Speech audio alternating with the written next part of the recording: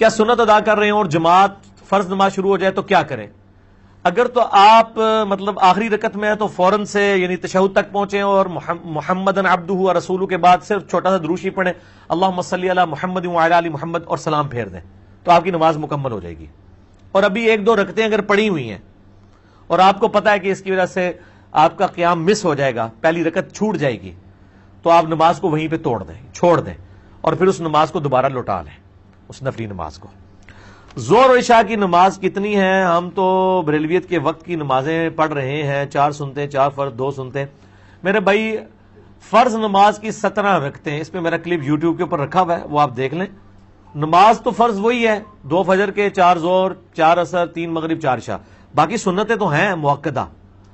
اب وہ اگر کوئی نہیں پڑھتا اس کو ہم گناہگار تو نہیں کہتے، لیکن ابو داؤد میں ایک حدیث ہے کہ جب کسی کے فرائض میں کمی نکلے گی تو نفلی عبادت یعنی سنتیں اس کے ایکویلنٹ تولی جائیں گی اور اللہ تعالیٰ اس کے فرض کی کمی پوری کر دے گا، اور وہ 12 رکھتے ہیں۔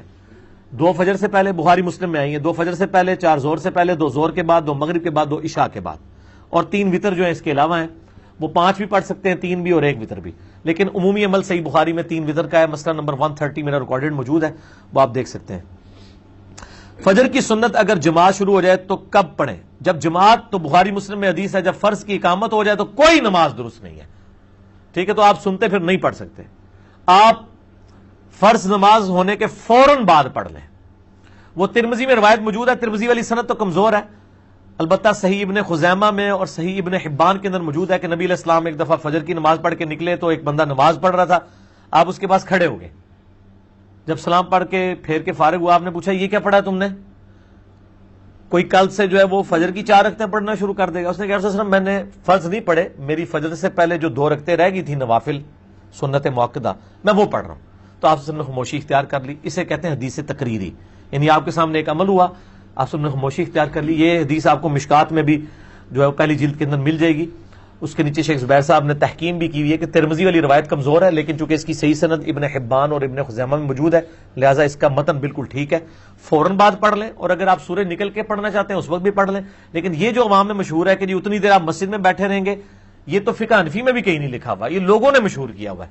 آپ گھر جا سکتے ہیں، اور اگر کوئی نہیں بھی پڑھتا گناہگار کوئی نہیں ہے، بعد میں پڑھ لیں، زور سے پہلے پڑھ لیں، زور کے بعد پڑھ لیں، 12 رکعتیں دن رات میں پوری کر لیں، ٹھیک ہو گیا جی؟ تو اس میں کوئی ایسا ایشو نہیں ہے، آپ کو پریشانی والی کوئی بات نہیں ہے۔ باقی جو ہے وہ اس حوالے سے میرے کلپس چڑھے ہوئے ہیں، فجر کی سنت کے اوپر، ابابین کے اوپر، اشراق کے اوپر، چاشت کے اوپر، جمعے کی رکعتوں کے اوپر، آپ کچھ بھی لکھیں، ساتھ انجینئر محمد علی مرزا لکھ دیا کریں تو میرا کلپ الحمدللہ اس حوالے سے کھل جائے گا۔ کیا فرض نماز ایک سے زیادہ جگہ پر ادا کی جا سکتی ہے؟ اب اس سے کیا مراد ہے کہ فرض نماز کو ہی بار بار پڑھنا ہے، یا فجر کی نماز بریلویوں کے پیچھے، دیوبندیوں کے پیچھے، ظہر اثر جو ہے وہ اہل حدیث کے پیچھے، مغرب شیعہ کے پیچھے، یہ اگر کوئی پوچھ رہا ہے تو پڑھیں جی، جدھر مرضی پڑھیں، اور نمازوں کو بار بار ریپیٹ کرنے کی کوئی ضرورت نہیں ہے۔ اگر آپ ریپیٹ بھی کریں گے تو ایک آپ کی فرض کاؤنٹ ہوگی، باقی نفلی ہوں گی۔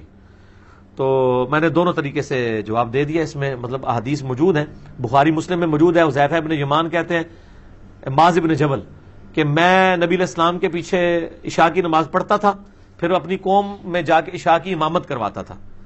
اس کے اوپر امام بخاری نے باب باندھا ہے کہ متنفل کے پیچھے مفرض کی نماز درست ہے، یعنی جو فرض پڑھنے والا ہے وہ نفل جس نے نیت کیا ہے اس کے پیچھے نماز پڑھ سکتا ہے۔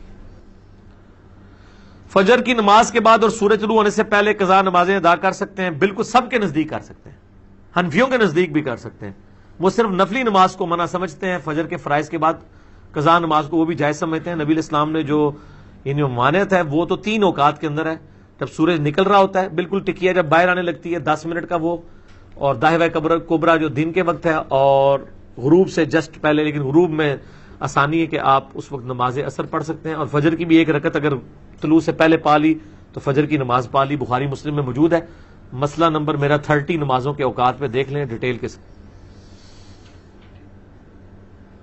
میں نے سنا ہے کہ جس حدیث میں پیغمبر صلی اللہ علیہ وسلم نے صف میں اکیلے آدمی کی نماز کو پڑھنے کا حکم دیا تھا کیونکہ اگلی صف میں جگہ موجود تھی، ایسی بات نہیں ہے میرے بھائی، اتنا سیدھا مسئلہ نہیں ہے، اس کے اوپر محدثین میں بڑا سخت اختلاف پایا جاتا ہے۔ اگلی صف میں اگر جگہ موجود ہو اس کے باوجود کوئی پچھلی صف میں نماز پڑھے تو یہ حنفیوں کی مسجدوں میں آپ یہ عام منظر دیکھ سکتے ہیں، یہ بھی ہو رہا ہوتا ہے، اگر انہوں نے یہ جھوٹی ایکسکیوز پیش کی ہے تو اس کے اوپر تو کوئی اختلاف ہی نہیں ہے۔ اکیلا پیچھے نماز نہیں پڑھے گا. جماعت کا ایک پروٹوکول ہے, جماعت میں آپ نے یعنی اکٹھے ہونا ہے. ایون 2 بندے ہوں گے تو جماعت قائم کریں گے, وہ بھی ساتھ ساتھ کھڑے ہوں گے. اگر اکیلا صاحب میں پیچھے بندہ ہے تو ابو داؤد ترمذی ابن ماجہ کے اندر حدیث موجود ہے, اس کی نماز نہیں ہوگی, وہ آگے سے کسی کو پیچھے لے آئے گا. لیکن وہ اگلے لوگ ایجوکیٹ بھی ہونے چاہیے. تو عموماً یہی ہوتا ہے, اکیلے کی بہت کم ہی نوبت آتی ہے, کوئی نہ کوئی آگے شامل ہو جاتا ہے. بہرحال اکیلے بندے کی نماز صف میں نہیں ہوگی, آگے سے کسی کو پیچھے کر لے, جو بالکل امام کے پیچھے اس کو پیچھے کر لے, اور ان کو بھی ایجوکیٹ ہونا چاہیے. باقی ساتھ والے پھر مل کے صف کو سیدھا کر لیں تو نماز درست ہو جائے گی. اور بسا اوقات یہ بھی ہوتا ہے کہ لوگ ایجوکیٹ نہیں ہوتے ہیں, شوق ان کو بہت ہوتا ہے امام کے پیچھے کھڑے ہونے کا, لیکن صحیح بخاری میں حدیث ہے, نبی علیہ السلام فرمایا جن کو قرآن زیادہ ہے, دین کا زیادہ علم ہے, وہ میرے پیچھے کھڑے ہوا کریں, ورنہ مجھے بھی قرآن پڑھنے میں جو ہے وہ دقت ہو جاتی ہے. ظاہر ہے وہ پھر وہ روحانیت نہیں نہ رہتی. تو یہاں پہ جو جتنا بڑا کوئی چودھری ہے اس کو شوق ہوتا ہے پیچھے کھڑے ہونے کا, اور اگر امام کا وضو ٹوٹ جائے تو اس چودھری صاحب کو آگے کر کے امام صاحب اپنے مسئلے پہ کھڑا کر سکتے ہیں؟ نہیں. تو امام کے ایگزیکٹ پیچھے وہ لوگ ہونے چاہیے کہ آگے بڑھ کے نماز پڑھا سکے. صحیح بخاری میں آتا ہے کہ سیدنا عمر رضی اللہ تعالیٰ عنہ کو جب زخم لگا تو سعد ابن ابی وقاص, سیدنا عبد الرحمن بن عوف بالکل پیچھے نماز پڑھ رہے تھے. نماز سیدنا عمر تو گر پڑے, کچھ صاحب نے ان کو سنبھالا, اور سیدنا عبد الرحمن بن عوف آگے مسلح پہ گئے, انہوں نے نماز مختصراً پڑھا کے نماز مکمل کی, نماز توڑی نہیں ہے.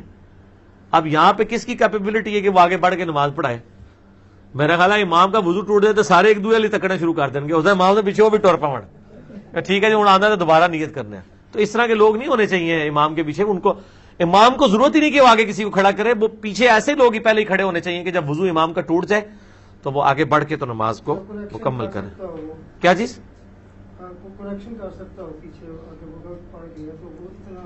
ہاں کریکشن تو ضروری نہیں ایگزیکٹ پیچھے ہو, وہ تو کہیں سے بھی کر سکتا ہے.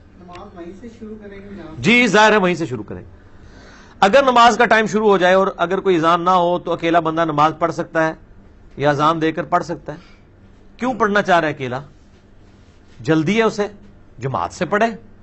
اور اگر کسی ایسی جگہ کے اوپر ہے جہاں پہ مطلب اذان نہیں ہوئی ہوئی ہے تو ٹائم داخل ہوتا ہی ہو سکتا ہے. یہ عورتوں کا مسئلہ ہو سکتا ہے, انہوں نے جماعت سے نہیں پڑھنی, تو اگر ظہر کا وقت سپوز 12:20 پہ شروع ہے تو بے شک اذان 12:30 یا 12:45 ہوتی ہے. جب ٹائم داخل ہو گیا تو آپ ظہر کی نماز پڑھ سکتے ہیں.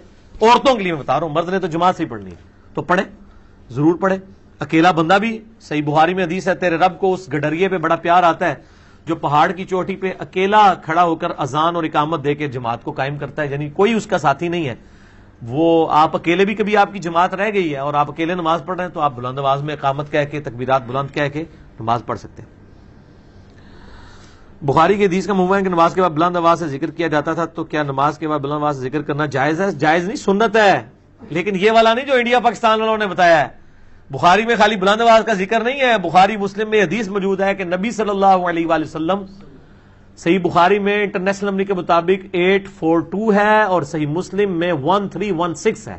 ہمارے گرین کارڈ کے اوپر ٹاپ کے اوپر یہ ذکر لکھا ہے کہ ابن عباس کہتے ہیں کہ نبی علیہ السلام کا جماعت کا مکمل ہونا میں اللہ اکبر کی آواز سے, بلند ذکر کی آواز سے پہچانتا تھا. سلام پھیرتے ہی آپ کہیں گے اللہ اکبر, اس کے بعد آپ آہستہ آواز میں پڑھیں گے. صحیح مسلم میں آتا ہے 3 دفعہ استغفر اللہ استغفر اللہ استغفر اللہ اللہم انت السلام و منک السلام تبارک یا ذا الجلال والاکرام. اس کا حوالہ صحیح مسلم 1334 ہے. اور یہ جو سعودیہ والوں نے ایک جو ہے وہ, اور عرب کے لوگوں نے اس حوالے سے ایک دھوکہ دیا ہوا ہے. وہاں پہ جو اذکار کے آپ کو ملیں گے نا, جو چھپے ہوئے کارڈ بھی اور بڑے بروشرز بھی, ان پہ اللہ اکبر نہیں لکھا ہوا ہوتا. 3 دفعہ استغفر اللہ لکھا ہوتا ہے, نیچے اللہم انت السلام. تو وہ تو مجھے پھر بعد میں جب میری ڈسکشن ہوئی ان سے اور میں نے ان کے فتاوا پڑھے تو وہ فرض نماز کے بعد تکبیر کی تعویل اتنی باطل کرتے ہیں کہ اللہ ہی ان کو عقل دے. وہ کہتے ہیں جو یہ بخاری مسلم میں الفاظ ہے نا کہ نبی علیہ السلام کی فرض نماز کا مکمل ہونا, ابن عباس کہتے ہیں میں تکبیر کی آواز سے پہچانتا تھا, تو اس تکبیر سے مراد استغفر اللہ ہے, اللہ اکبر نہیں ہے. یہ تو مسلمانوں کے بچے کو بھی پتا ہے کہ استغفر اللہ کو استغفار ہی کہا جاتا ہے, تکبیر نہیں کہا جاتا. تکبیر تو اللہ کی بڑائی کرنا. پھر میں نے ان کے لیے ایک علمی پھکی رکھی ہوئی ہے کہ بخاری و مسلم میں حدیث ہے کہ حضرت ابو ہریرہ رضی اللہ تعالیٰ عنہ کہتے ہیں کہ نبی صلی اللہ علیہ وآلہ وسلم جب نماز شروع کرتے تو تکبیر کہتے, جب رکوع میں جاتے تو تکبیر کہتے, جب رکوع سے سر اٹھاتے تو سمی اللہ لمن حمیدہ ربنا لک الحمد یا ولک الحمد کہتے، اور جب سجدے میں جاتے تو تکبیر کہتے. یوں 4 رکعتوں میں 22 دفعہ تکبیر کہتے. تو کیا وہ استغفر اللہ کہہ رہے ہوتے تھے؟ ادھر تو آپ بھی اللہ اکبر کہہ کے نماز شروع کرتے ہیں. تو نماز والی تکبیر اللہ اکبر ہے، دوسری تکبیر بھی اللہ اکبر ہی ہے فرض نماز کے بعد والی. تو یہ سعودیہ کے آپ کبھی بینرز دیکھیں گے آپ کو اللہ اکبر وہ بڑے چڑھتے ہیں، لیکن پاکستان میں ماشاءاللہ اہل حدیث نے نا ان کا جو ہے نا وہ مکو گول کیا ہے.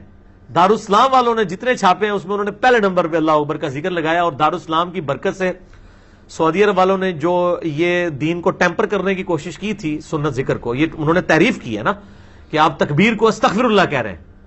ٹھیک ہے نا جی.